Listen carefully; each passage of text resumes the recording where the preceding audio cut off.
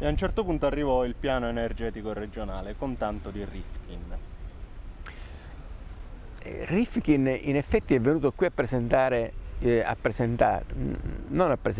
parlare del suo piano per le energie rinnovabili, della sua terza rivoluzione, di cui in premessa nella delibera approvata il 3 di febbraio dalla giunta regionale si parla. Ci sono le premesse diciamo così, delle tesi di Rifkin nelle premesse del piano. Non ci sono le conseguenze. E Rifkin, per esempio, condanna fortemente e taccia di sciocchezze le pretese di ritorno al nucleare.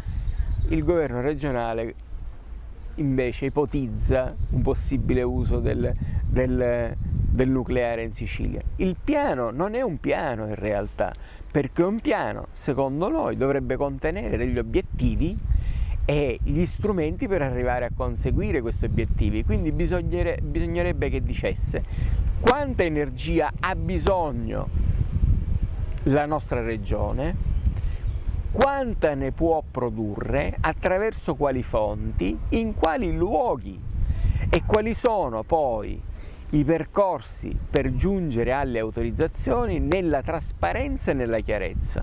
Nel piano tutto questo non c'è.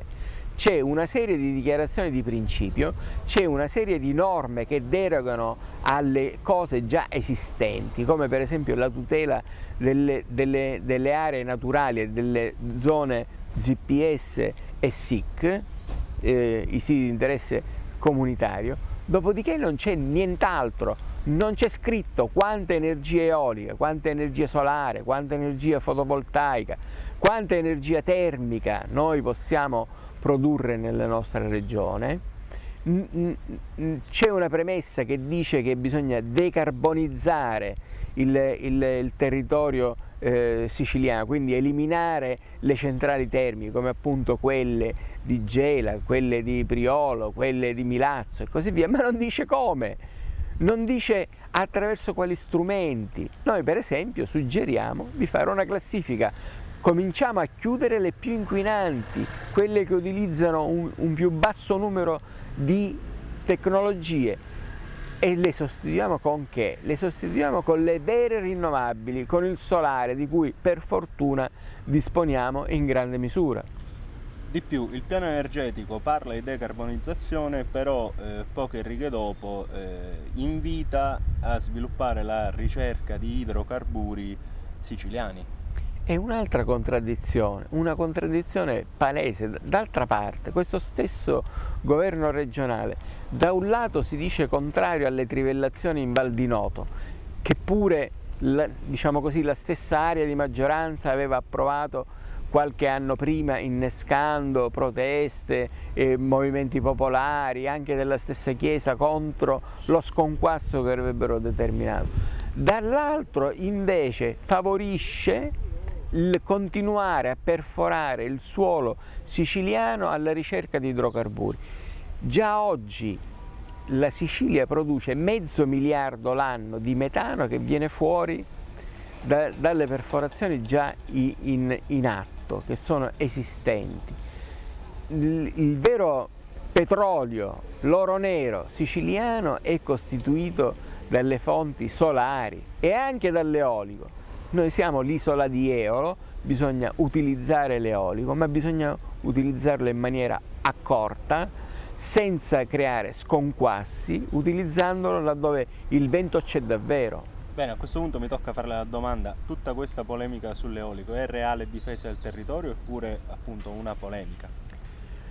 E ci sono tutte e due le cose, perché da un lato c'è una commistione tra affari e malaffare che ha determinato il rilascio di un numero considerevole, eccessivo di autorizzazioni, tale per cui nella nostra regione, se si realizzassero tutti gli impianti autorizzati, noi supereremmo di gran lunga il nostro fabbisogno. E questo è un elemento che è legato alla concessione di contributi sostanziosi a chi produce energie rinnovabili dall'eolico. dall'altro c'è la necessità di salvaguardare il territorio impedendo che i impianti torri eoliche che hanno un loro diciamo, impatto anche visivo vengano posizionati in zone di pregio particolare. Allora noi suggeriamo una cosa di buonsenso, di assoluto buonsenso. Intanto bisogna fare una mappa del vento e noi bisogna che abbiamo in Sicilia la nostra mappa del vento e che non la copiamo da qualche altro o che non andiamo con i toponimi. L'altra cosa la sovrapponiamo alla mappa dei beni naturali, dei beni culturali, dei beni monumentali, dei beni archeologici, tutto quello in cui c'è vento ma che è libero da questo tipo di vincoli può essere utilizzato. Ma c'è anche un'altra prospettiva, che è quella dell'eolico offshore, ma offshore davvero, mica sotto costa. Significa che le torri eoliche possono essere anche posizionate su piattaforme flottanti a diverse decine di miglia di distanza dalla costa, laddove non si vedono proprio, non hanno bisogno di essere ancorate, quindi non c'è questo limite, e l'energia così prodotta non ha la necessità di essere immediatamente immessa in linea, ma può essere trasformata in idrogeno che diventa, diciamo così, una sorta di batteria e di mezzo di trasporto dell'energia. Questa non è fantascienza, questi sono impianti che si stanno realizzando in Italia, per esempio a Tricarico in Puglia, e si vuole realizzare anche fuori dalla costa di Gela, molto lontano, invisibile da terra, con un impatto ambientale modestissimo, del tutto accettabile. Quindi se a terra, sul suolo, abbiamo già raggiunto i limiti di sopportabilità, rimane la possibilità di mettere ancora moltissime torri eoliche offshore.